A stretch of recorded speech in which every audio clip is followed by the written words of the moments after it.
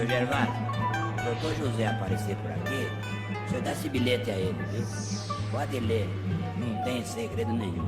Pode ler, senhor, pode ler, senhor. Querida Irvênia Luiza de Santos Prada, muito bem-vinda ao Horário Nobre. É uma alegria e uma honra muito grande para mim receber essa querida amiga de família no meu programa. Muito obrigado, seja muito bem-vinda.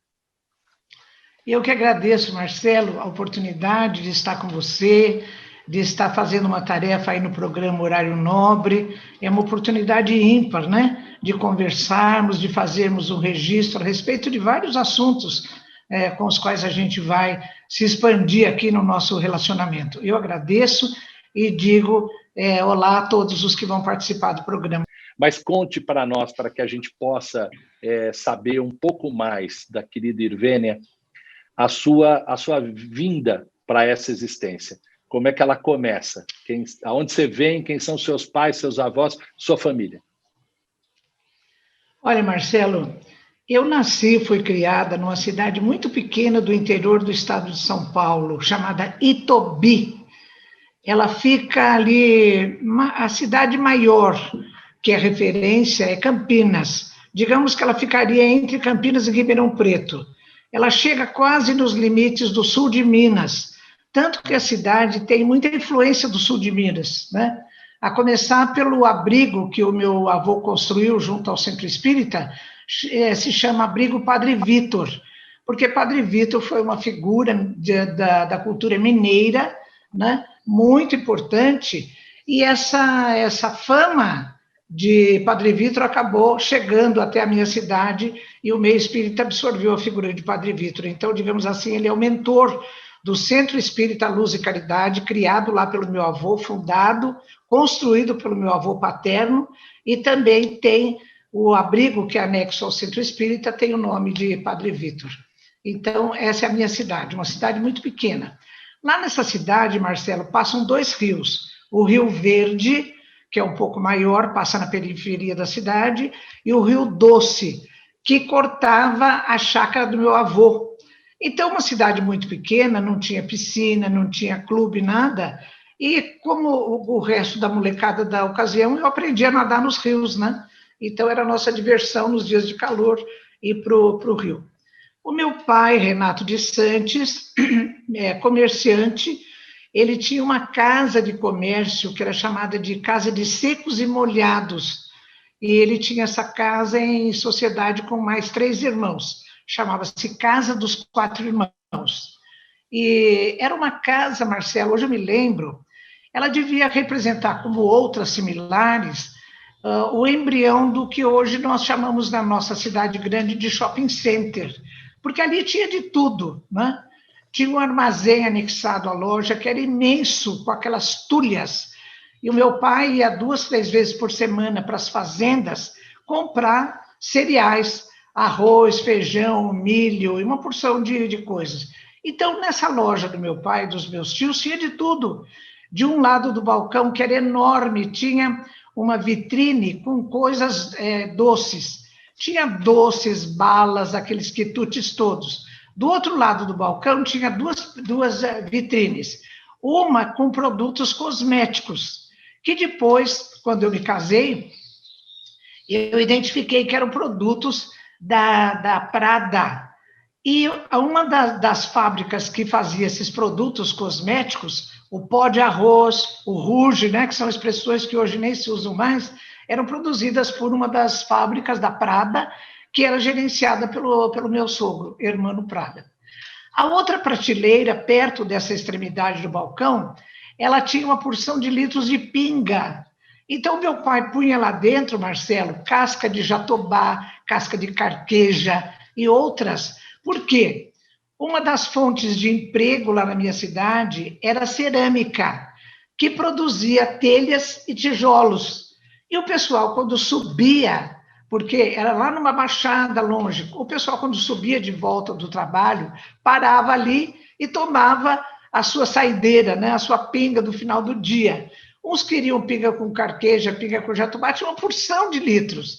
E eu gostava muito de ficar por ali, porque era aquela roda, né, de homens contando as histórias do dia, dando risada, falando mal do prefeito, aquelas coisas que são muito pitorescas, né?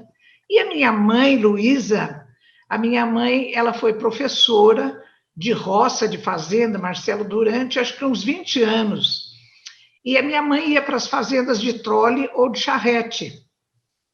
E eu gostava muito, quando eu era pequena, tinha uns 5, 6 anos, eu gostava muito de sentar na parte de trás do trole e ir pela estrada arrastando os pés descalços naquela areia da estrada, né? Então, Marcelo, eu convivi muito na minha infância, na minha juventude, com esse meio rural, né? Entre os animais, entre as pessoas da fazenda. Deixa eu só lhe Então, interromper um minutinho, por uma pode curiosidade. falar. De onde veio sua família? Como é que ela foi parar na sua cidade de Otobi? Ela veio de onde? Vocês são descendentes de que país? Nós somos de ascendência italiana.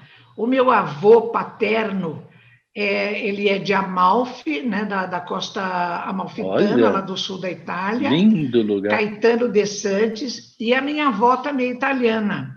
Eles se casaram aqui no Brasil.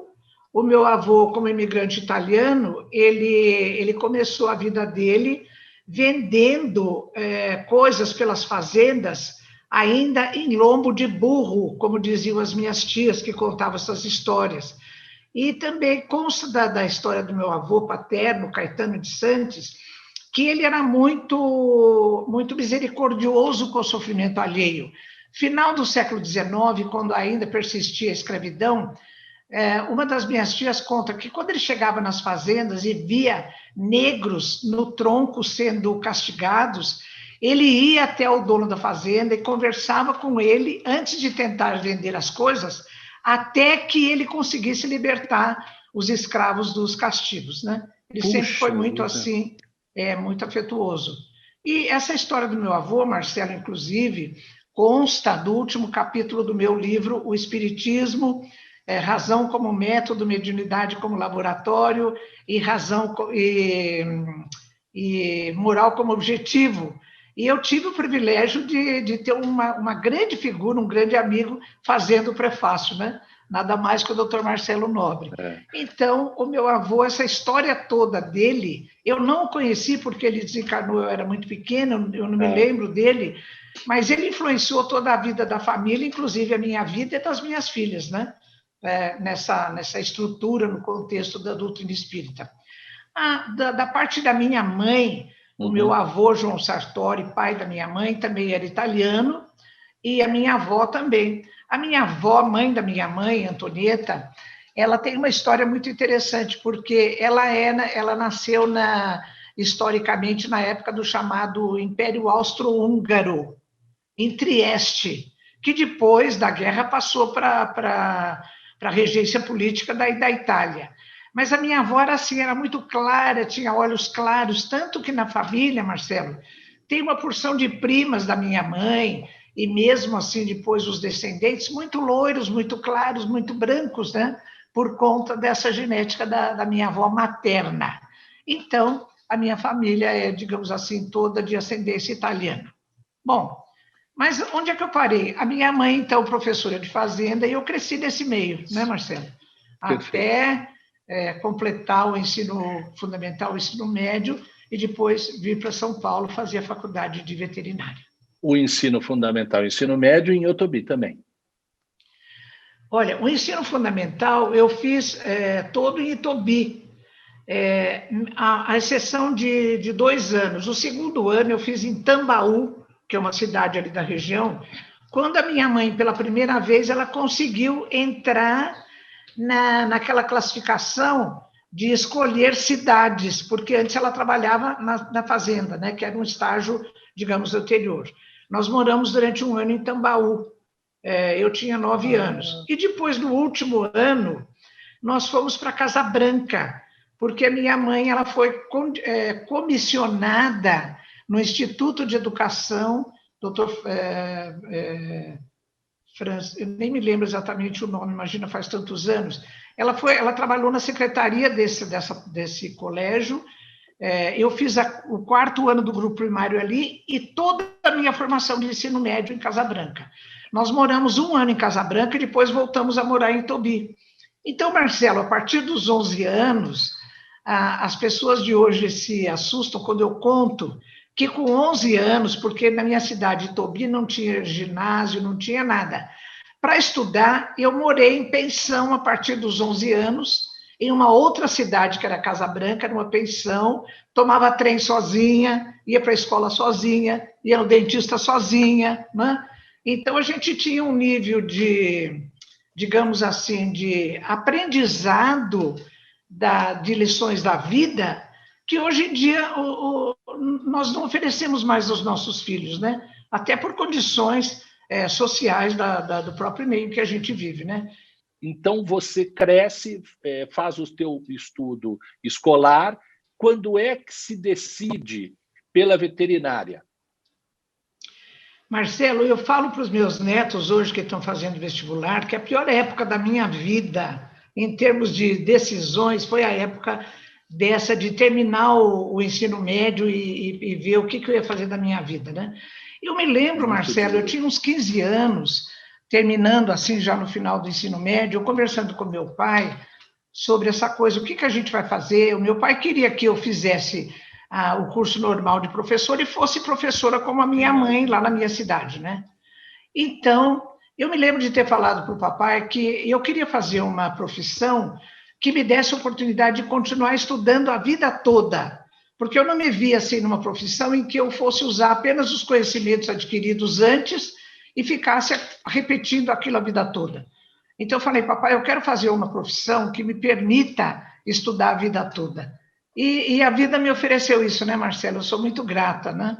Então, eu não sabia o que eu ia fazer para fazer vestibular. Eu me dava muito bem com a área de humanas, com a área de biologia. Eu não tinha afinidade com a área de exatas.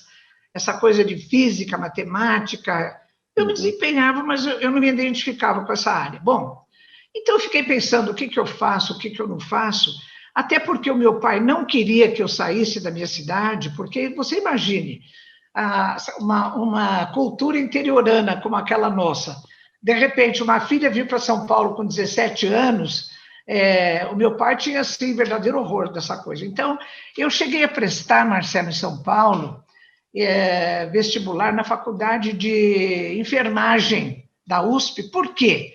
Porque ela tinha internato naquela época. Então, eu viria para São Paulo, ficaria internada, ficaria morando na faculdade, né? Eu prestei, fui aprovada, mas depois acabei não vindo. Por quê?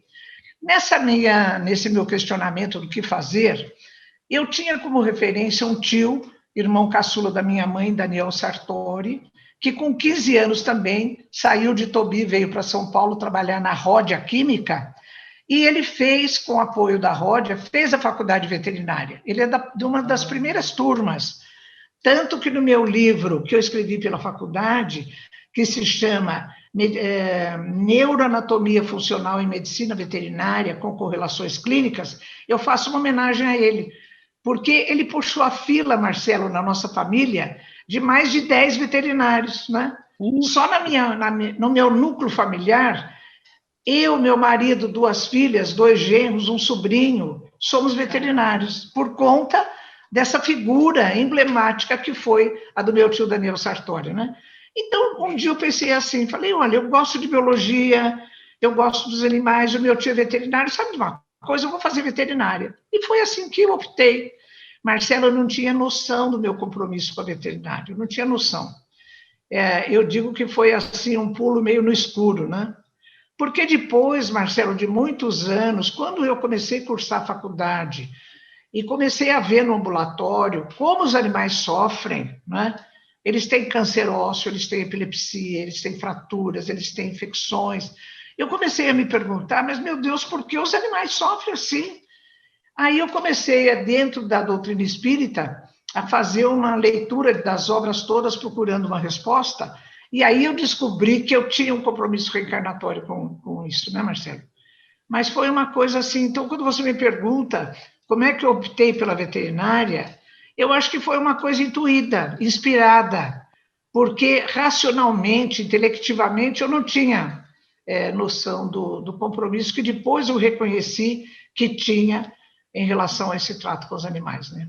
E aí, cursando veterinária, deve ter amigos até hoje, dessa época, Nossa, até hoje. mas principalmente muitos. Conheceu o marido, não? Olha, Marcelo, foi uma coisa tão interessante, porque eu tive 2 momentos assim que foram emblemáticos na minha vida. Esse de conhecer o Flávio foi um deles. Por quê? Eu tinha ido à faculdade para ver o resultado do vestibular, que era tete a tete, não tinha FUVEST, nada dessas coisas. A gente tinha uma prova escrita, tinha uma entrevista, e acho que era basicamente isso. Então, depois eu fui lá na faculdade para ver o resultado. E eu cheguei lá onde estava exposta a relação e tinha uma escadinha dos 3 degraus, um patamar. E o Flávio, quando eu cheguei e olhei para lá, o Flávio estava de perfil olhando o resultado. Eu parei, Marcelo, e eu tive um déjà vu. Eu fiquei assim, eu falei, nossa, Uau! eu já conheço esse cara. Mas fiquei aqui naquela coisa de onde? Aí, quando ele percebeu que eu cheguei e fiz algum barulho, ele olhou para mim e eu falei, você tem aquela coisa assim de tchá, tchá, tchá, tchá, tchá, de onde eu conheço esse cara, né? E eu não conhecia nessa encarnação, foi a primeira vez que eu vi. Então, aí começamos a fazer faculdade, a turma era muito pequena, né? Era de 30 alunos naquela época, foi em 1959. E ficamos, então, daquela turminha que estuda junto, vai jogar ping-pong junto, e foi aí que começou o nosso relacionamento, né? Bom, e outro momento similar a esse, Marcelo, eu já era professora na veterinária, professora de anatomia, e eu lecionava anatomia, que era a primeira disciplina que a gente lecionava para os calouros. Eu estava na sala de aula distribuindo ossos de cavalo. O primeiro segmento que a gente usa, que a gente estuda é a osteologia. E dos 80 alunos que estavam na sala, me chamou a atenção um deles, que também estava assim meio de perfil, muito magro, o cabelo cortado a moicano, assim, com aquela faixa no meio, meio vestido de hippie, com uma sacola de pano pendurada do lado, sandália, avental. E eu olhei para ele assim, e também me deu a mesma sensação de déjà vu. Eu falei, mas eu fiquei assim. Bom, para encurtar a história, Marcelo, hoje esse meu aluno, ele é casado com essa filha que de Jabuticabal, onde eu estou aqui. O nome deles é Aulus Carcioff. Aulus Carcioff. E deixa eu, então, voltar atrás um pouquinho e lhe perguntar quando é que o Espiritismo entra na sua vida? Conta para nós desse início. A gente volta, depois a gente volta para esse momento, para continuarmos. Marcelo, não foi o Espiritismo que entrou na minha vida. Eu é que entrei no Espiritismo porque eu nasci. Eu nasci já em família espírita, né? O meu avô tinha edificado, ele que construiu o centro espírita da minha cidade, que é um dos mais antigos do Brasil, Marcelo, já tem 103 anos, né? Que beleza! E, então, grande parte da família se tornou espírita, o meu pai, inclusive, meu pai, meu tio André, minha tia Carmela, foram trabalhadores da doutrina no centro espírita, nas obras de caridade. Então, eu já, quando eu me vi, eu já estava inserida, né? Eu estava na porta do centro espírita, estava dentro dele, né? E isso me conquistou, né, Marcelo? Porque é assim, eu acho que a gente já vem com aquela predisposição. Porque dos 4 filhos do meu pai e da minha mãe, eu e minha irmã Regina, que hoje é presidente de Centro Espírita em Uberlândia, assumimos a doutrina. Os outros 2, não, né? Digamos assim, que não da maneira como... Hoje, fazendo uma releitura de toda a minha trajetória de vida, eu acho que nessa época em que eu morava lá em Tobi, na minha infância e juventude, eu tinha, assim, pena dos animais e tudo, mas eu era meio alienada, eu não tinha essa reflexão em profundidade. Quando eu cheguei na faculdade, no ambulatório, na vivência do atendimento dos animais, e eu vi as coisas, me deu aquele, sabe, aquele tchan. Eu comecei a me perguntar, meu Deus, mas então é assim? né? Os animais sofrem desse jeito. E eu tinha já uma informação, né, Marcelo, pelo Livro dos Espíritos, que para os animais não há expiação, porque a gente tem esse resíduo hebraico-cristão de que tudo que nós sofremos é por conta de desvarios do passado, né? E não é bem assim. Hoje eu faço uma releitura. Mas então eu digo, meu Deus, se os animais não têm expiação, por que eles sofrem, né? E eu comecei a reler as obras espíritas, ler algumas que eu ainda não tinha lido, em busca dessa resposta, né? E depois, hoje, eu tenho a noção de que os animais, assim como o ser humano, têm outra opção de aproveitar o que nós chamamos de sofrimento, que é entendê-los como oportunidade de aprendizado, de amadurecimento, não é? Então, Marcelo, por exemplo, quando aos 11 anos eu morava numa outra cidade, em pensão, tomava trem sozinha, é claro que eu tinha uma cota do que eu chamava de sofrimento, né? Mas tudo isso para mim foi aprendizado. Quando eu vim para São Paulo, eu já tinha dentro de mim esse aprendizado de morar sozinha, de resolver as coisas sozinha, de ter essa estrutura, né, já tecida por conta de vivências de períodos anteriores. Então, Marcelo, foi aí que eu comecei a estudar dentro da obra espírita questões que me respondessem essa pergunta que eu comecei a me fazer e que me incomodava muito. Por que os animais sofrem? Acontece que quando eu fui lendo a obra espírita e eu fui encontrando outros elementos, outros assuntos, eu acabei formando uma montanha de material, né? Até que um dia, eu acho até por recomendação espiritual, via mediúnica, eu fui orientada para publicar esse material. E foi assim que depois de muitos anos, já depois de conhecer a sua mãe e todo o pessoal da Folha Espírita, eu acabei fazendo a primeira publicação desse livro, chamado A Questão Espiritual dos Animais, pela Folha Espírita, cuja primeira edição foi de 1998, né? Vamos explicar para os leigos o que é expiação, só para quem não conhece ter uma ideia e uma noção. Seria importante a gente deixar claro.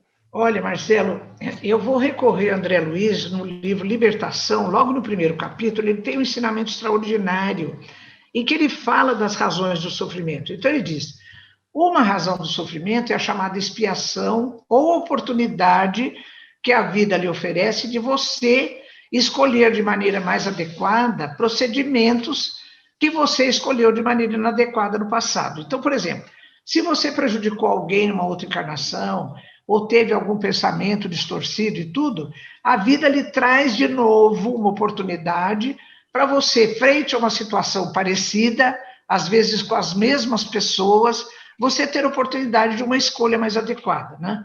Às vezes com sofrimento, porque envolve responsabilidade, né? Envolve culpa, envolve remorso.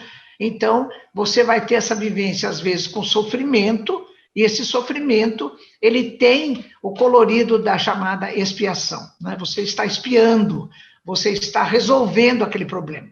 E André Luiz, ainda nesse livro Libertação, primeiro capítulo, ele fala que outra leitura do sofrimento é como oportunidade de aprendizado, porque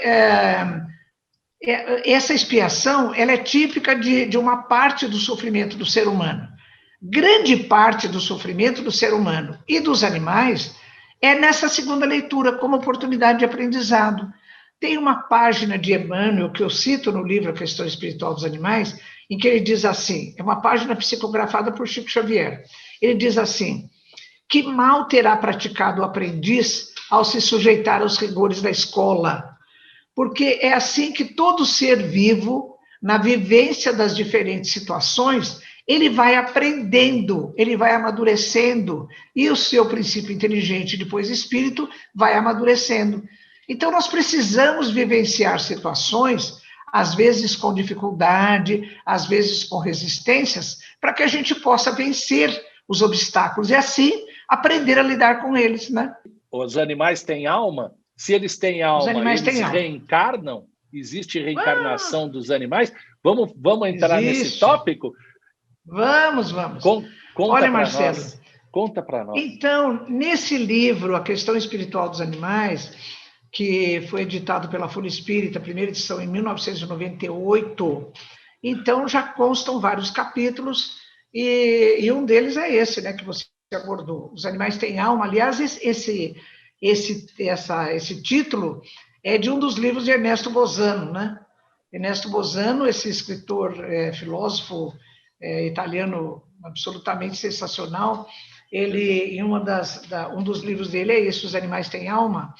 E então, na literatura, então eu começo o livro já na apresentação dizendo que como existem muitas questões, e questão no dicionário quer dizer matéria em discussão, né, Marcelo?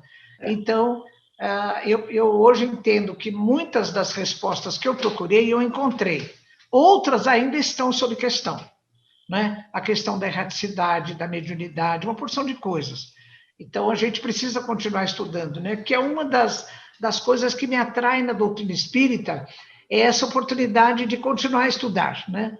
Estudar e fazer reflexão e descobrir novas coisas, né? Não tem nada assim que seja absolutamente absolutista, que não se possa contestar. Então, nesse livro, eu começo dizendo que tudo que eu vou dizer, pelo fato de haver muitas questões, eu vou citar a fonte. Então, Marcelo, essa pergunta que você faz, a resposta dela está explicitamente colocada no Livro dos Espíritos, na questão 597. Kardec faz a pergunta para os espíritos, dizendo assim: se os animais têm uma certa inteligência, que lhes dá uma certa liberdade de ação, há neles um princípio independente da matéria? Marcelo, olha que pergunta Kardec faz. Ele não pergunta se os animais são inteligentes, ele já afirma. Porque ele diz, uma vez que os animais têm inteligência, essa inteligência está ligada a um princípio independente da matéria. Marcelo, ele fez a pergunta, e nessa pergunta já tem a resposta. Incrível. Porque como na questão 27 tem o ensinamento que só existem 3 elementos no universo, Deus que é o Criador, o Espírito e a matéria, ora, se a inteligência não está ligada à matéria, a outra oportunidade é que seja ligada ao princípio inteligente, né? Ao Espírito. E os Espíritos respondem, sim, os animais têm uma inteligência ligada ao princípio inteligente e que sobrevive à morte do corpo físico. Ah, Marcelo, isso é muito bonito, né?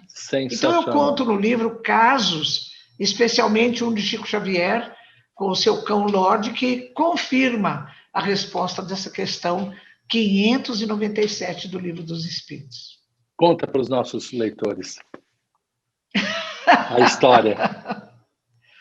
É assim, na década de 50, os nossos 1950... telespectadores, eu falei leitores, é telespectadores. Desculpa, telespectadores. Fui eu. Os telespectadores.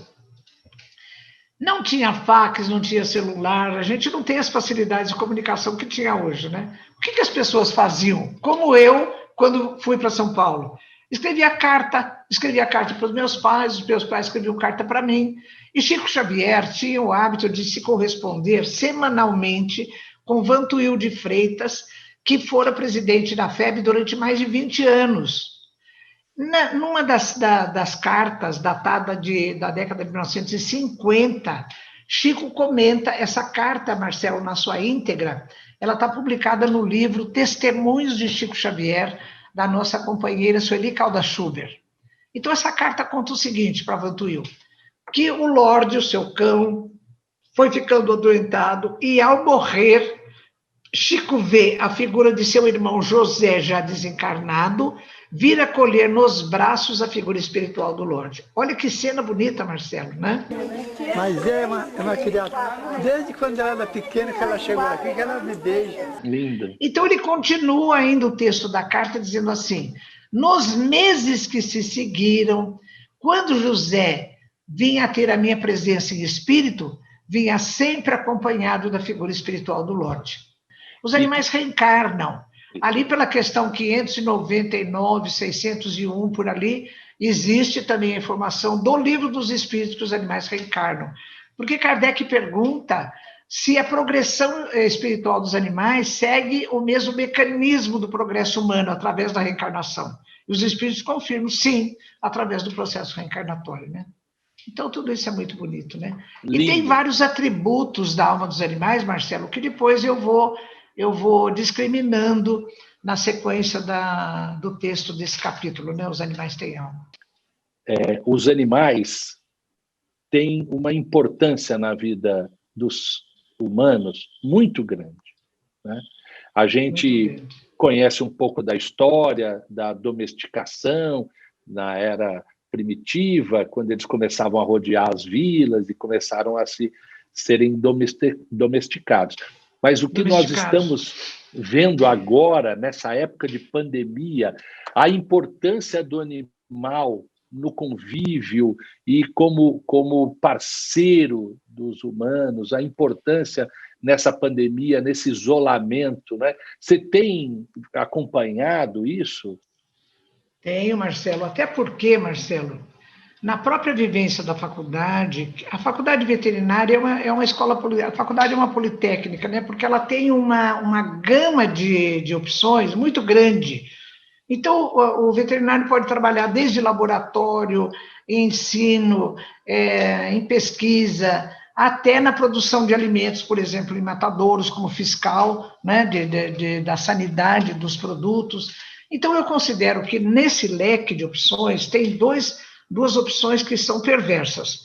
Uma delas é da produção industrial de animais para obtenção de alimentos de origem animal. A produção industrial, o abate industrial gera muito sofrimento dos animais, além de tirar a própria vida deles, né? A outra opção que eu considero perversa também é a da chamada saúde pública.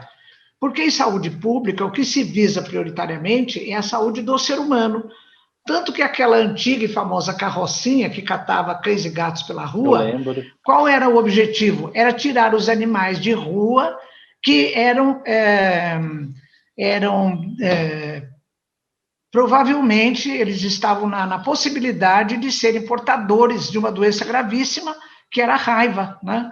Então, o objetivo principal era esse. Os animais, desde que eu comecei a acompanhar isso, Marcelo, há uns 20, 30 anos atrás, lá no CCZ, que é o Centro de Controle de Zoonoses, o abate de animais, a morte de animais, era em torno de 500 por dia, numa câmara de descompressão, uma coisa horrorosa, né? Hoje em dia não é mais assim, mas era uma coisa horrorosa, né?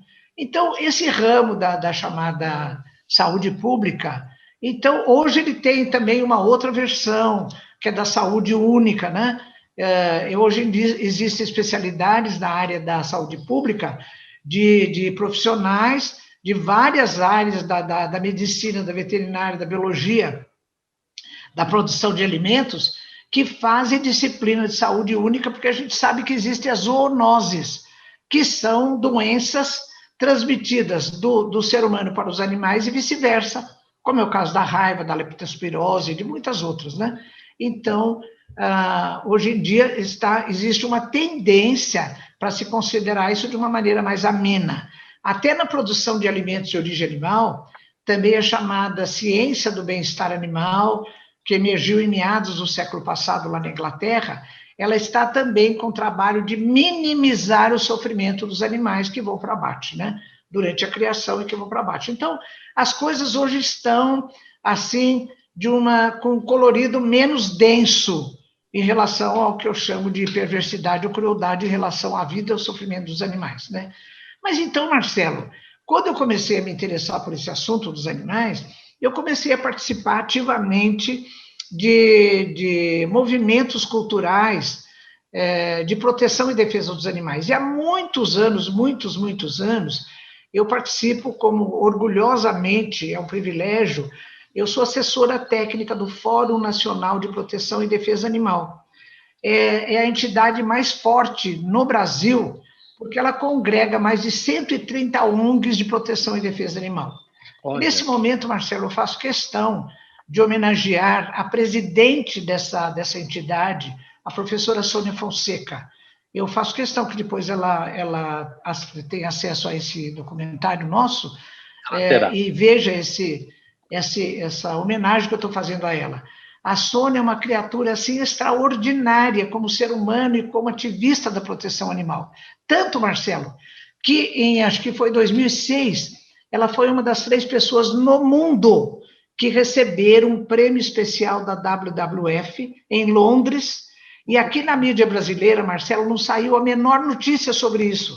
Ninguém sabe que uma brasileira chamada Sônia Fonseca, professora Sônia Fonseca, presidente do Fórum Nacional de Proteção e Defesa Animal, recebeu, uma das 3 pessoas no mundo receberam um prêmio especial da WWF, né?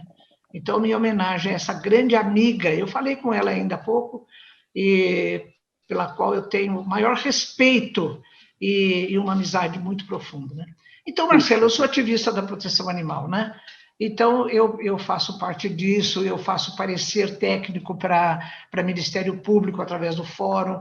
Agora, no final do ano, a pedido do Fórum, junto com outra médica veterinária também é do Fórum, a doutora Vânia Plaza Nunes, nós fizemos revisão e atualização de vários pareceres e mandamos, junto com o material que o Fórum mandou, para o Supremo Tribunal Federal, para discussão que está adiada sobre provas de rodeio de vaquejada, né? Então, o nosso parecer está lá. E o parecer é no sentido, provavelmente, acredito eu, recriminando a forma do tratamento dos animais. Totalmente, Marcelo. Totalmente. Porque o então, trato Marcelo, dos animais... É possível conciliar um evento como aquele com uma forma diferente de trato dos animais? Dá para conciliar? Ou não tem condição? Aquilo é só sofrimento para os animais? Por favor. Provas de rodeio, vaquejada, animais em circo, rinhas, não tem como conciliar, Marcelo, não tem. E é uma pena, Marcelo, que na contrapartida do movimento do Fórum, existam pessoas que persistem nesse movimento perverso, né? Porque, por exemplo, a utilização de animais em pesquisa, que é uma coisa que ainda existe, mas também está sendo minimizada. A produção industrial de alimentos, que ainda existe, mas também está sendo minimizado o sofrimento. E a gente está negociando para que isso vá sendo cada vez mais minimizado. Marcelo, não há como a gente aceitar a vivência dos chamados espetáculos de diversão à custa do sofrimento dos animais. Não há como conciliar. Perfeito. Né, Marcelo? Então, no contexto jurídico, existe um movimento muito grande do Fórum e de várias entidades buscando a proteção e defesa dos animais. E a gente vê coisas ainda lamentáveis, né? Atualmente a gente vê coisas lamentáveis. Infelizmente. E é a toda hora, né? É impressionante ainda a cultura, o quanto a gente está atrasado no reconhecimento disso tudo que nós estamos conversando, né? Que o animal tem vida, que ele sofre, que ele sente dor, tudo isso, né? As pessoas não ligam, né? As pessoas não ligam, porque talvez o animal não fale, né? Tem várias razões. Mas me conte uma coisa para nós. Você teve uma experiência interessantíssima em Salvador, não foi? Quando você lá esteve e houve uma manifestação espiritual de um animal, de um cão. É isso mesmo? Não, Marcelo, não é exatamente isso, é assim. Por favor. Quando eu estava trabalhando nessa busca dessa pergunta, por que os animais sofrem, e eu estive em Salvador, e sempre que eu vou lá, eu ligo para ver se o Divaldo está lá, na Mansão do Caminho, aí eu dou um pulinho lá, assisto a palestra dele, enfim, né? Bom, numa dessas vezes que eu estava trabalhando no livro, e eu contei para o Divaldo que eu estava com essa proposta. Ele falou, isso mesmo, faça isso, Irvênia. Até citou aquela frase poética de Leon Denis, né? Dizendo que a alma ela se agita, ela dorme no vegetal, ela se agita no animal, desperta no homem e tal.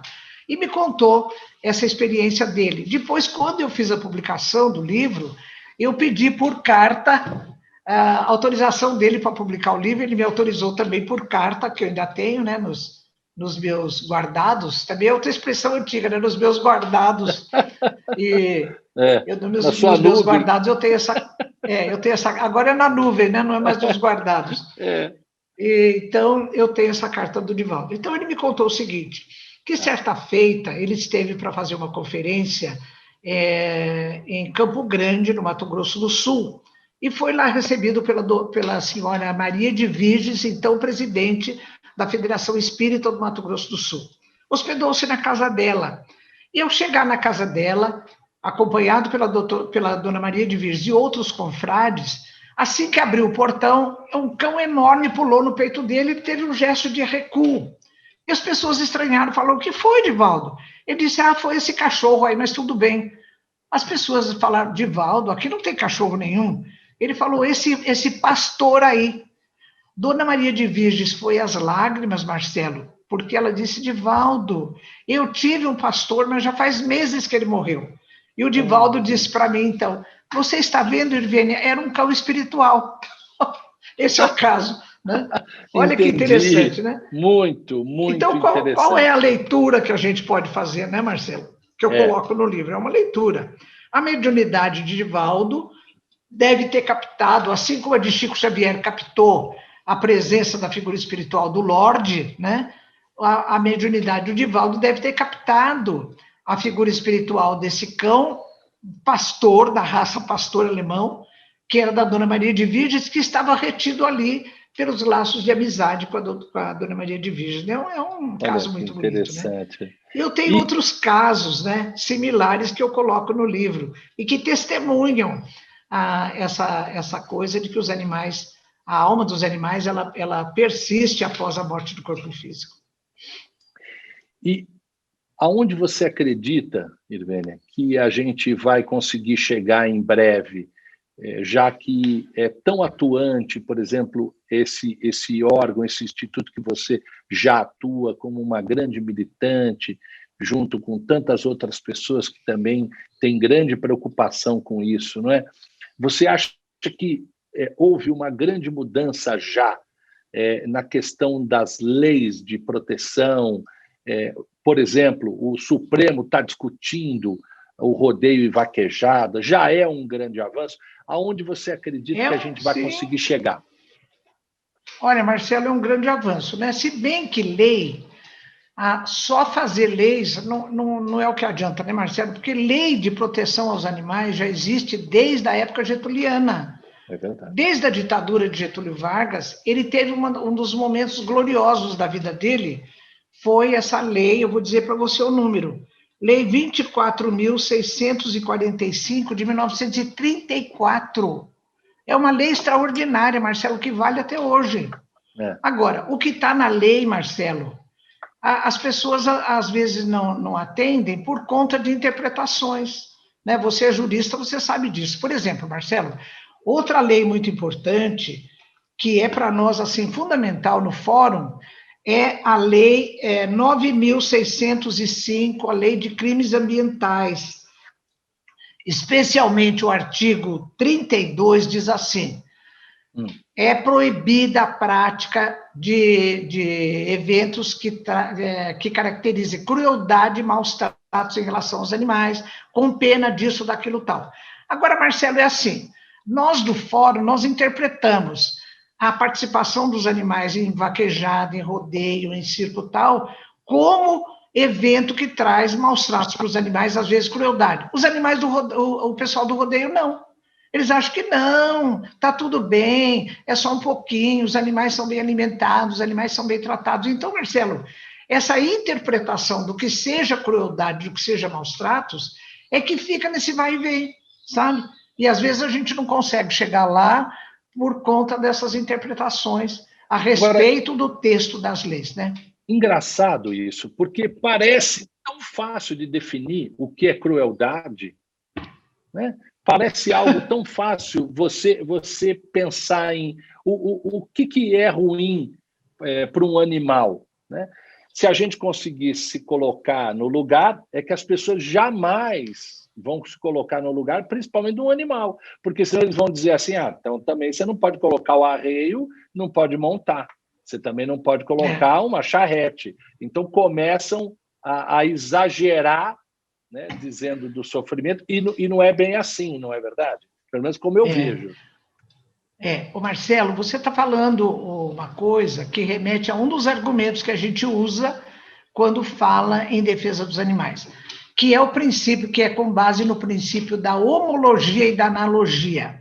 Homologia é um princípio na biologia que remete à identidade de constituição orgânica. Por exemplo, o ser humano é feito de ossos, de músculos, de vísceras e tal. Os animais também.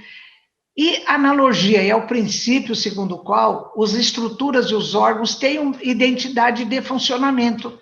O meu estômago funciona da mesma maneira que o estômago dos cães, dos cavalos, e assim por diante. A circulação sanguínea. Esses dois princípios, Marcelo, da homologia e da analogia, é que baseiam a utilização de animais em pesquisas e nos testes. Por exemplo, segundo a Anvisa, que trata da fiscalização da produção de medicamentos humanos e veterinários, não se pode autorizar o uso de nenhum medicamento que não tenha passado por testes em animais. Então, por que o princípio da homologia e da analogia ele é válido para isso e não é válido quando você põe os animais nos chamados espetáculos de diversão? Esse é um dos argumentos que a gente usa, né? Então, é uma coisa mais ou menos assim. Mas, Marcelo, existe um entrave muito grande no meio jurídico, e agora nós estamos no fórum com uma questão muito difícil. Tem um projeto de lei, 318/21, que está passando por uma enquete popular, e que ele é motivado pela pretensão dos chamados criadores comerciais. Então, é assim, Marcelo, por exemplo, tem criadores de raças de cães. As cadelas, Marcelo, elas passam de uma gestação a outra, assim, elas ficam esgotadas, porque essas raças que são muito especiais, que têm custos milionários, então, Marcelo, as fêmeas são esgotadas. Então, segundo esse projeto, é assim, do ponto de vista cultural, como evento cultural, todas essas criações, elas vão passar a ser vistas como eventos culturais. Então, jamais você vai poder tirar passarinho de gaiola, jamais você vai acabar com a produção comercial de filhotes para serem vendidos a custos milionários. Então, esse projeto, ele tenta amarrar toda essa coisa da proteção animal com uma visão de que são eventos culturais, fazem parte da cultura. Outro argumento que a gente usa, Marcelo, em defesa dos animais, nem tudo que é cultura e tradição é válido. Há pouco mais de 100 anos aqui no Brasil, como em outros países, fazia parte da nossa cultura e era tradição a escravidão humana. Isso é desejável que essa cultura fosse mantida? Isso é uma tradição que deve ser mantida? Né? Então, é outro argumento que a gente usa, que nem tudo que tem o rótulo de tradição e cultura a gente deve considerar como absolutamente válido do ponto de vista moral, né? Perfeito. Então, Marcelo, eu acho que a grande saída para essa coisa da proteção e defesa animal é a transmissão de informações. Por isso que essa oportunidade que você está me dando, como outras, pelo rádio, por outros meios, ela divulga o quê? O conhecimento da verdadeira natureza dos animais. Do ponto de vista da doutrina espírita, os animais são seres espirituais em evolução. Eles sofrem, eles têm direito à própria vida. Do ponto de vista da visão acadêmica da ciência, os animais são seres sencientes. O que significa isso? Eles sentem, eles têm inteligência, memória, capacidade de sofrimento, têm emoções, né? Então, eu acho que à medida em que as pessoas vão tendo conhecimento da verdadeira natureza dos animais, tanto do ponto de vista da ciência, como seres sencientes, como do ponto de vista da doutrina espírita, como seres espirituais em evolução, é que elas vão despertando, se quiserem, a sua consciência para respeitar os animais, né? Eu invisto muito nessa vertente da transmissão de informações, viu, Marcelo? Olha que bacana. E esse projeto de lei 318 de 2021, aonde? Na Câmara dos Deputados? Ele está a nível de Câmara, sim. Mas ele está ainda tramitando, o Fórum está fazendo um trabalho assim de se contrapor a isso de uma maneira, mas, Marcelo, é muito difícil, viu? Eu imagino. Basta dizer, Marcelo, por exemplo, a questão da vaquejada. Ao mesmo tempo em que eu, a Vânia, o Fórum, a gente estava investindo em fazer como é que a gente chama, de pareceres acadêmicos, né, pareceres técnicos, com embasamento científico, mostrando argumentos indefensáveis de que os animais sofrem, o Conselho Federal de Medicina Veterinária, no final do ano, Marcelo, lançou um manifesto acatando a vaquejada como evento cultural, Marcelo. Eu fiquei injuriada. Não é possível uma coisa dessa, sabe? Mas essa decisão foi colegiada? Foi uma decisão...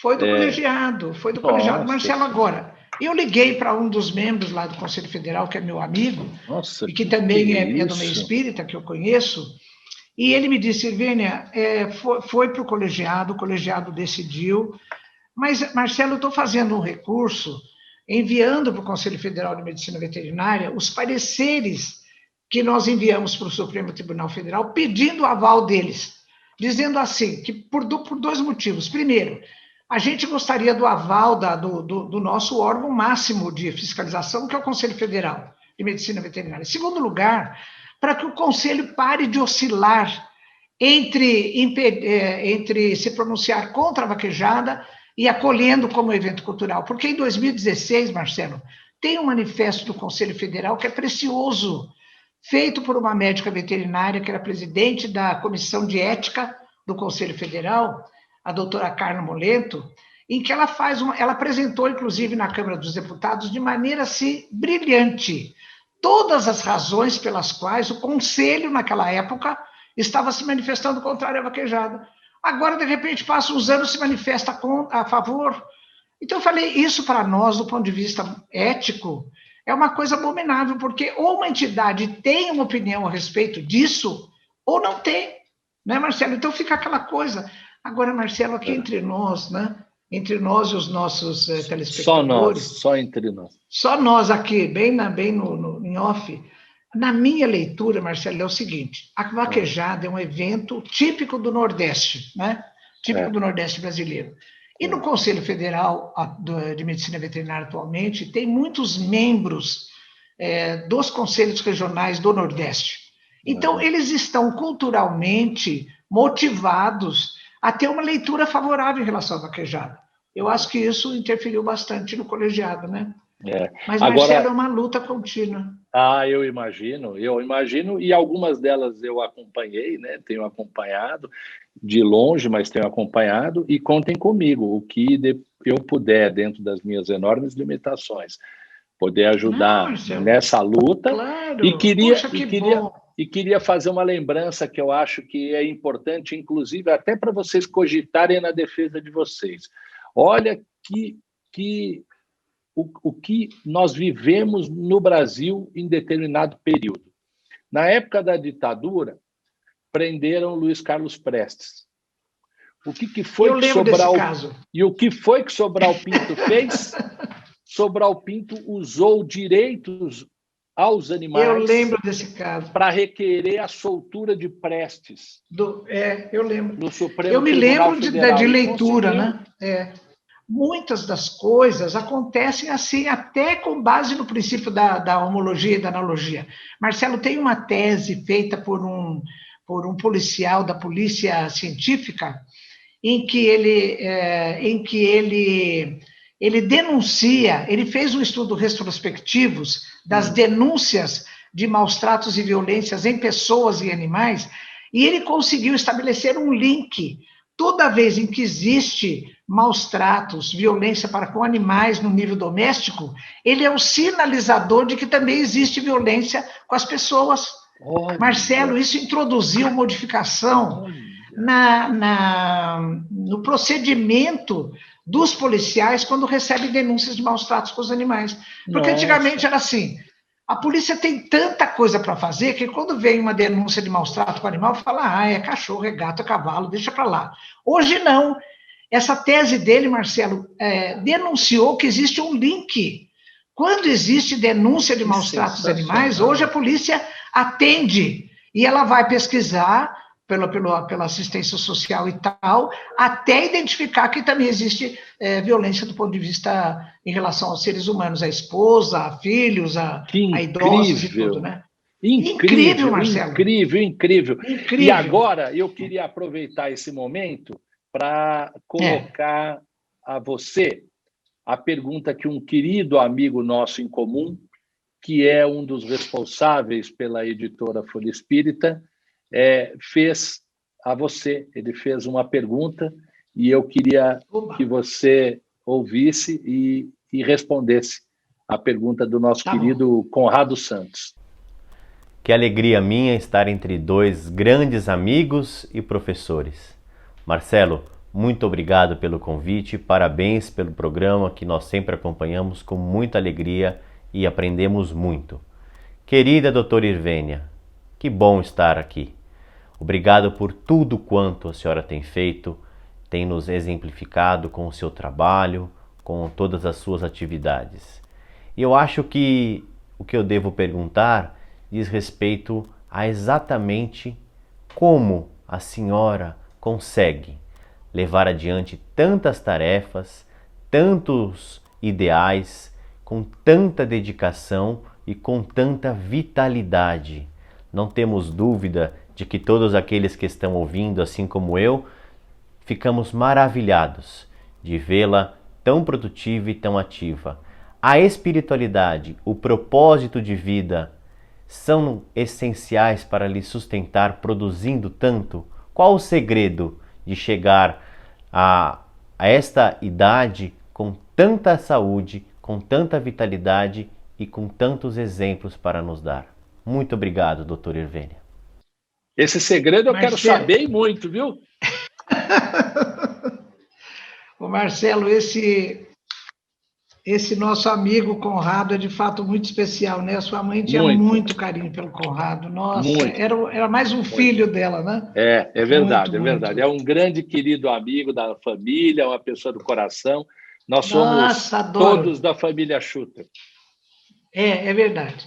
Bom, Conrado, respondendo a sua pergunta, que eu agradeço, eu queria dizer o seguinte, olha, como eu já contei agora para o Marcelo, há poucos minutos, eu sempre tive essa motivação intrínseca de estudar, né? Tanto que nessa conversa que eu relembrei com meu pai, acho que eu tinha uns 15 anos, eu já tinha essa noção de que eu queria fazer uma profissão que me permitisse estudar a vida toda. E eu fui atendida, né? A vida me permitiu isso, graças a Deus, que eu fui professor universitário durante 44 anos, e até os últimos dias eu tive que estudar, e continuo estudando até hoje, né? Então, essa é uma motivação, assim, particular minha. Do ponto de vista da espiritualidade, Conrado, eu tive esse outro privilégio, que foi o de nascer em berço espírita, né?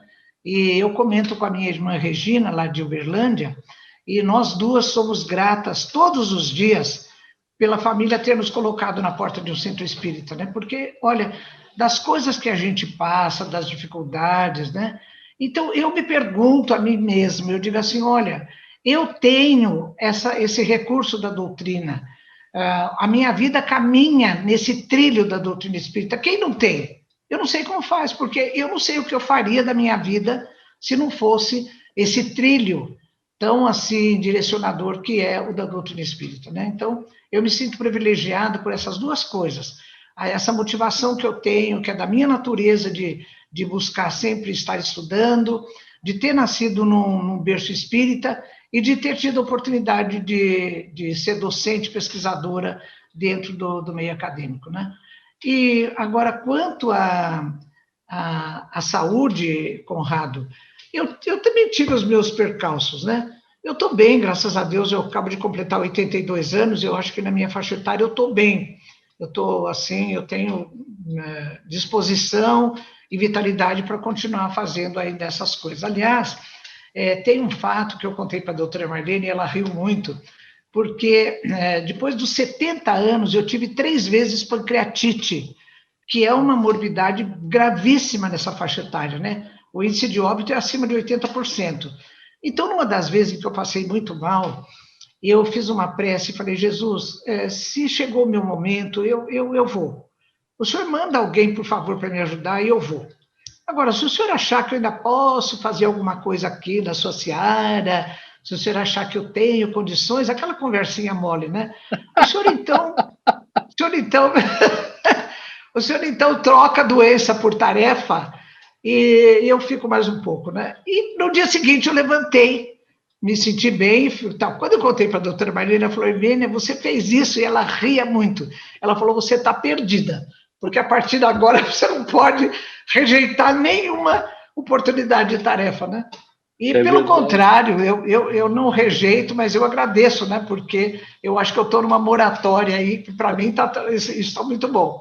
Mas, sabe, Conrado, essa minha trajetória, apesar das dificuldades de saúde e tudo, eu tive câncer de mama, teve aquele acidente lá em Portugal, eu tive várias fraturas, que foi muito penoso para mim, mas apesar disso a gente vai vencendo, né? Mas, Conrado, eu tive também na vida duas grandes oportunidades. Uma que foi dos exemplos da minha família. O meu avô, né, que construiu o Centro Espírita da minha cidade, o Abrigo, Padre Vitor, com obra de caridade e tudo. O meu pai, o meu tio André, minha tia Carmela, e eu cresci vendo o trabalho deles no Centro Espírita e no exercício da caridade. Lá perto da minha cidade, na época da minha infância e mesmo juventude, tinha um leprosário, porque naquela época não existia ainda tratamento para hanseníase, então existiam os leprosários que, obrigatoriamente, por lei, o indivíduo que era diagnosticado com hanseníase, com lepra, ele tinha que ter isolamento nos leprosários. E o meu pai, o meu tio, a minha tia Carmela, eles eram muito caridosos em relação às famílias dos leprosos de baixa renda que moravam na periferia da minha cidade, né? Então, eu convivi com isso a vida toda, eu tive essa formação, eu tive esse exemplo, né? Eu tenho até, Conrado, duas fotos que eu tirei do meu pai, lá na minha casa, e para chegar ao Centro Espírita, eu tinha que subir a rua, uns 2, 3 quarteirões, virar à direita. E eu tirei uma foto do meu pai, já idoso, né, com aquela curvatura na coluna da osteoporose, cabelos brancos, carregando o guarda-chuva, a lanterna e o vidro de água para fluidificar, subindo para o Centro Espírita. Eu tirei uma foto dele assim, atravessando a rua, e depois mais longe. E essa imagem do meu pai indo para a tarefa, ela está na minha mente assim como um imprint, sabe? Então eu digo para mim, o que eu posso fazer da minha vida a não ser seguir essa trajetória que meu pai e outros familiares fizeram, né? Então eu tive esse grande exemplo. Outra oportunidade de exemplo que eu vivenciei foi de conviver com a doutora Marlene Nobre, né? Eu comecei a frequentar a AME São Paulo em meados da década de 80, lá Associação na Médica Maestro Espírita Cardim. de São Paulo, né? Para a gente Associação falar Médico para os Espírita nossos de São Paulo. telespectadores. Lá Na na Maestro Maestro Cardim. Cardim, que é perto da Beneficência Portuguesa, que era sede do Instituto de Vivências Passadas da doutora Maria Júlia. Lá eu conheci a doutora Marlene Nobre, Maria Júlia Pietro Pérez, o doutor Antônio Ferreira, e muitos outros, o doutor Roberto Broccoli. O doutor Roberto Broccoli, me lembro até hoje. Brólio, não? Quando ele dava doutor Roberto Brólio, desculpa. Quando ele dava passe, ele se agachava, ele era um homem enorme. Ele se agachava e dava passe nos pés. Ele falava, os pés têm que ter força, porque eles é que nos levam a andar nos caminhos da vida. E quem mais? O doutor Arilex, briguento. Ele brigava com todo mundo, né? Todo mundo. Brigava até com ele. Muitos outros. Então, eu convivi com esse pessoal todo, né? E depois, a partir daí, eu passei a ter tarefas que a doutora Marlene me designava, né? De palestras. Eu viajei anos e anos com a doutora Marlene aqui no Brasil, convivi com ela, ficava hospedado nos hotéis com ela. Mas era uma coisa assim, de coração mesmo. E no périplo, né, que era as nossas viagens para a Europa, desde 2008, eu viajei com a doutora Marlene, eu faltei só um ano. E eu ficava hospedada junto com ela, no mesmo apartamento, ajudava ela a carregar as coisas, e ela contava casos e casos tão maravilhosos, né? Então, eu vi a doutora Marlene fazer as tarefas dela. Uma vez ela foi para a Europa, ela tinha acabado de quebrar o braço, foi operada, né, pelo doutor Zumiotti, quando eu falei, ela foi de braço quebrado para a Europa com uma dificuldade imensa. Outras vezes ela tinha dores nos últimos anos, ela tinha dor no quadril, ela estava hipertensa, né, com uma porção de coisas. Uma das vezes, ela ficou 1 mês na Europa, e eu com ela, com dor de dente, porque ela teve um processo inflamatório no implante e ela não tinha como fazer a cirurgia lá, né? Uma das últimas vezes que a doutora Marlene foi hospitalizada com uma infecção nas pernas, como é que chama aquilo, Marcelo? Ela tinha... ela estava às beiras de uma sepsemia. Logo eu lembro, ela estava às beiras de uma sepsemia. Foi numa quarta-feira, a Cida, secretária da AMI Brasil, me ligou e falou: a doutora Marlene está pedindo para a senhora ir para Itabuna, abrir o congresso sábado, que ela tinha que abrir e fazer uma palestra. Eu estava com uma gripe, Marcelo, com 39 graus de febre. Eu falei: Cida, eu estou tossindo, estou com uma tosse produtiva, com catarro, com febre, vê se tem outra pessoa. Aí ela pegou em seguida, me ligou e falou: olha, a doutora Marlene falou que se você não for, ela vai levantar da cama e ela vai. Eu falei: então eu vou.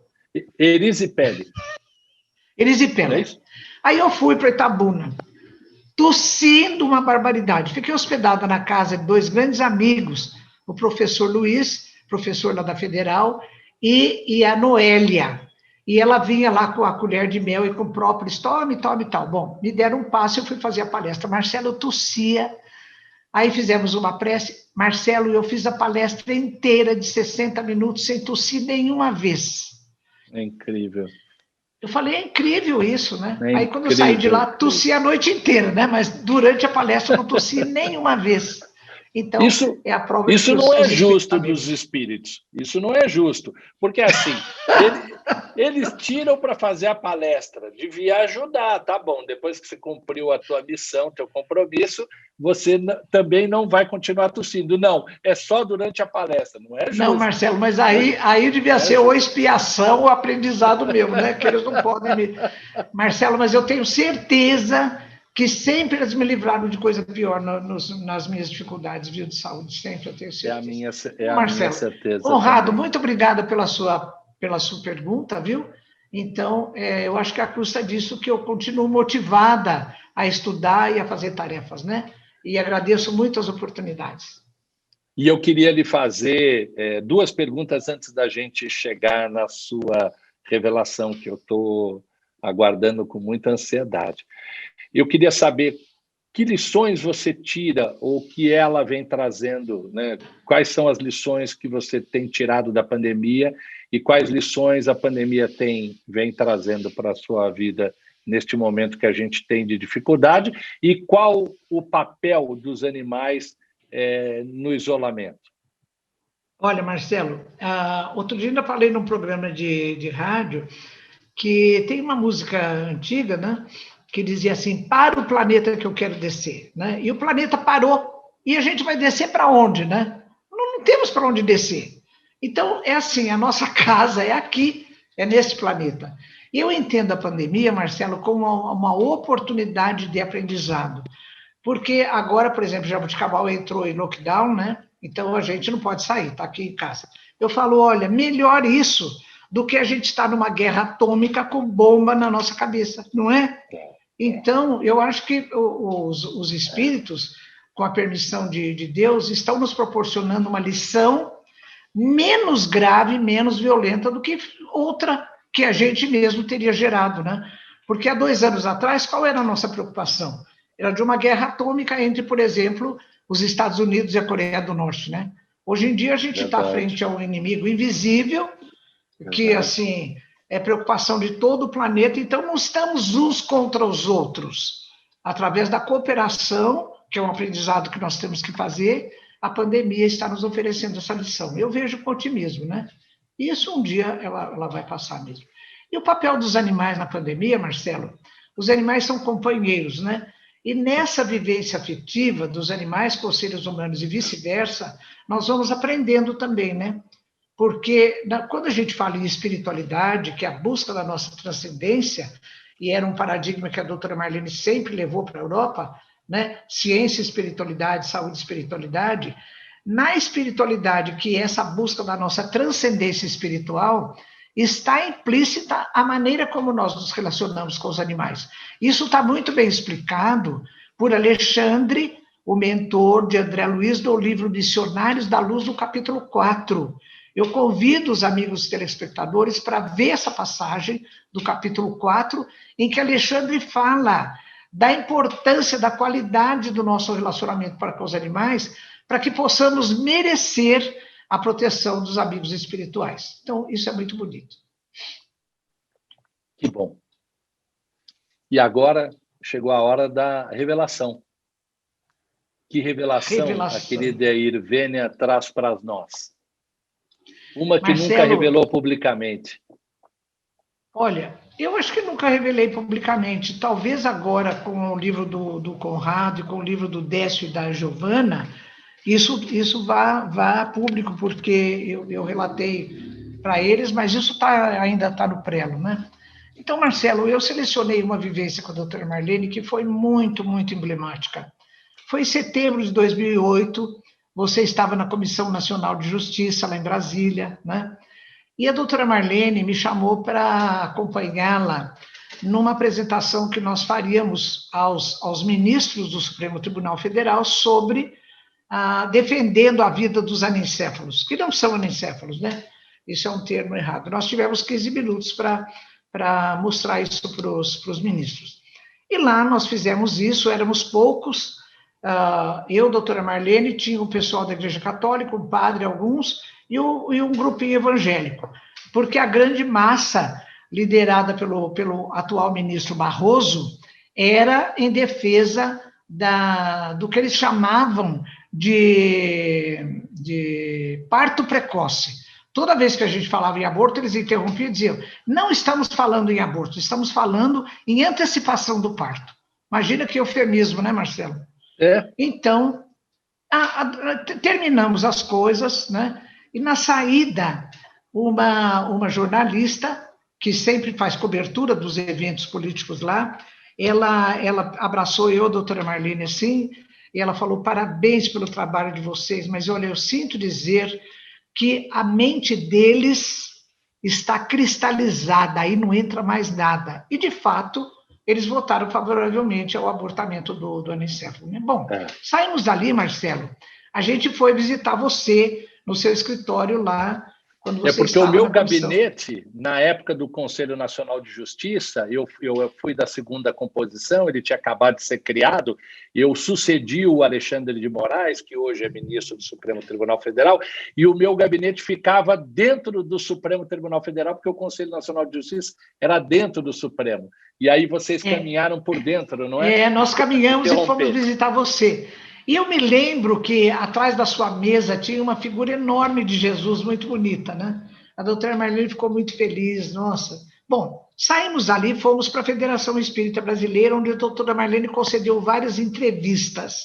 Numa delas, ela estava sentada no sofá, ladeada, não, sozinha. Na frente dela o câmera e a jornalista que lhe fazia as perguntas, e assim no canto estávamos eu, o Nestor Mazotti, então presidente da FEB, a Elza Rossi, que é do Conselho Espírita Internacional, né? E mais algumas pessoas, e assistindo a entrevista. De repente, a jornalista pergunta, a entrevistadora faz a seguinte pergunta para a doutora Marlene: doutora Marlene, a senhora defende tantos deficientes, mas afinal, que contribuição eles dão para a sociedade?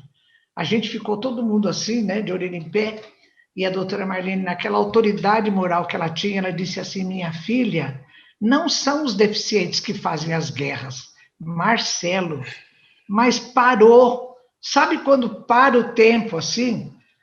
Eu e a Elza e o Nestor nos olhamos assim, mas a gente se arrepiava inteiro. A jornalista perdeu o chão, ela não sabia mais o que ela falava.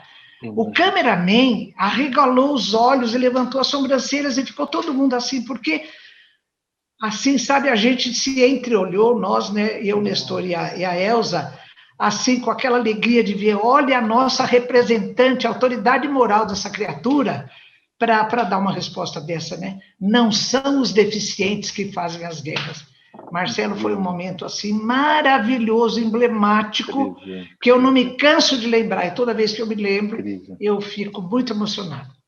Que revelação linda, que revelação linda.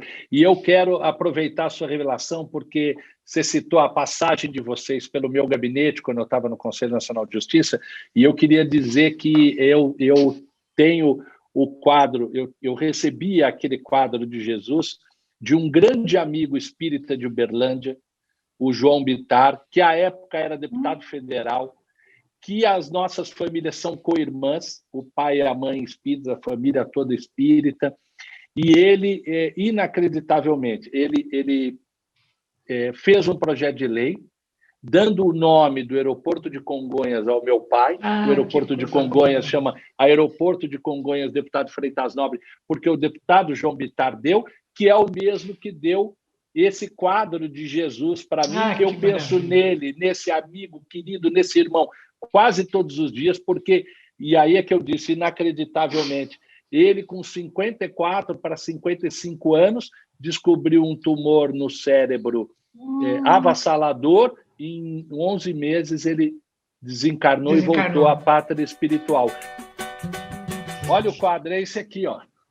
Maravilhoso, maravilhoso. É esse o quadro. Eu tenho essa figura, Marcelo, que depois a Folha Espírita editou, fazendo uma composição com a figura de Chico Xavier. Eu tenho lá no meu escritório essa figura, num pôster que a Folha Espírita editou. Muito bonita, linda, maravilhosa. Maravilhosa. É Jesus. E eu ganhei. Jesus, nosso modelo e guia. Exato. E eu recebi, deixa eu voltar aqui para o local de trabalho, eu recebi esse quadro desse meu amigo irmão, João Bittar. E puxa, que coisa boa. Está sempre comigo. Que bom que você lembrou da passagem de vocês, você e minha mãe, pelo meu gabinete, e de ter lembrado e ter ficado marcado o Jesus atrás da minha cadeira. Tá na minha memória isso, assim, muito essa cena muito marcada. Que bom, que bom. Irvênia, querida Irvênia, muito obrigado pelo privilégio da conversa, da entrevista, de você deixar o registro da sua história no meu programa, contando coisas tão maravilhosas. Muito obrigado. Eu que agradeço, Marcelo, a oportunidade de estar com você, com seus amigos aí dos bastidores, com o Conrado, e transmitir tudo que nós conversamos aí, né, esses nossos depoimentos para os telespectadores. Eu deixo um grande abraço a todos, desejando que Jesus nos ilumine os sentimentos para que a gente possa cada vez mais abrir a nossa consciência em respeito a todas as formas de vida, né? A vida dos animais e dos seres humanos, todos eles dessa nossa humanidade ainda em aprendizado. Marcelo, muito obrigado a todos. Que assim seja. Lembrando ontem, pensando nesse programa, o carinho da sua mãe, né, com vocês. Nossa, ela falava tanto do Marcos. Um dia ela falou, Irvênia, no final da nossa estada em Paris, a última vez que nós estivemos lá, acho que foi 2014, ela falou, Irvênia, vamos comigo dar uma volta no Quartier Latam, onde ela morou, né, com seu pai. E aí passeamos por lá, estava chovendo, estava uma coisa que passeamos, e ela falava uma coisa, falava outra. E nas nossas andanças, Marcelo, ela tinha muito carinho assim. Toda vez que a gente passava em algum lugar, ela falava assim, deixa eu ver se é aqui que eu vou comprar a gravata do cello. Porque eu na minha imaginação, eu falava, acho que ela está pensando, ela falava assim, o Marcelo está sempre de terno. E eu pensava assim, quando ela ia comprar a sua gravata, que ela ia pôr como é que chama aquilo? A azeitona na empada, ou aquela frutinha no bolo, né? Porque acho que ela imaginava você de terno e ela tinha um carinho para escolher as suas gravatas, Marcelo, que era uma coisa incrível.